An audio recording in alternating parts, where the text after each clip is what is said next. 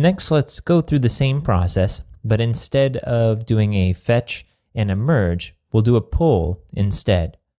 So I'm going to switch over to our development command line, and let's go ahead and make another change in the repository. So I'm going to jump to the input module folder, and I'm going to open up the 6th step.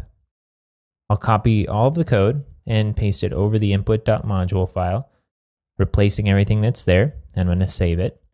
And then I'm going to jump back to the command line. Let's do a git status to make sure that we just have the one change that we're pushing. Okay, looks good. Let's go ahead and do a commit.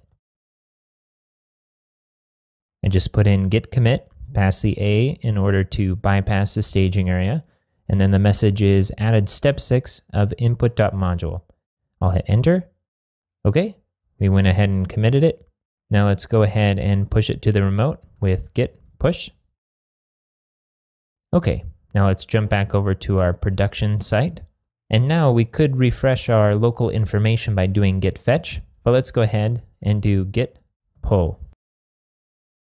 Now notice that the output is very similar to what we did before when we did a merge. It says fast forward, it shows us what the changes were in what files.